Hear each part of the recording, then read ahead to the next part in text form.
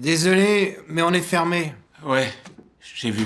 Herman a cru que l'homme était un braqueur, et s'est empressé de ranger l'argent de la caisse. L'homme a dit à Herman qu'il voulait juste emprunter un peu d'argent, pour acheter un costume pour un entretien d'embauche. Et si je ne vous avance pas cet argent, qu'est-ce qui va se passer? L'homme n'a rien dit, il s'est juste excusé nerveusement, puis s'est retourné pour partir. Son comportement a au contraire éveillé la curiosité d'Herman, qu'il a interpellé pour lui demander pourquoi. Qu'est-ce qui vous est arrivé? Ce boulot, j'en ai vraiment besoin. Pour pouvoir me payer un logement, voir plus souvent ma petite fille. Le divorce lui avait fait perdre la garde de sa fille, et seul un emploi stable lui permettrait de la voir régulièrement. Herman a hésité un instant après avoir écouté, puis a quand même sorti quelques centaines de dollars de la caisse, et les a posés sur le comptoir. L'homme a pris l'argent avec précaution, les yeux pleins de gratitude.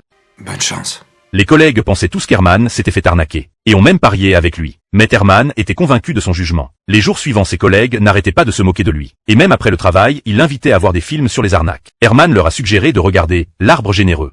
C'est la très jolie histoire d'un arbre qui décide de faire don de toutes ses branches. Qu'est-ce qu'il devient à la fin? À part une souche, il n'en reste plus rien. C'est vraiment horrible. Enfin, derrière ça, il y a une leçon. Poire un jour, poire toujours.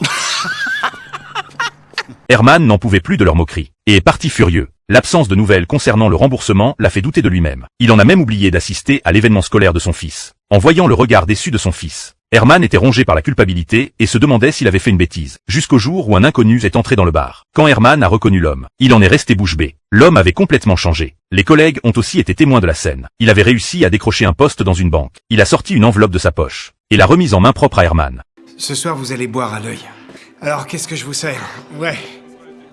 Greg a trouvé un job. Bravo, Greg. Bon, vous buvez quoi, Greg?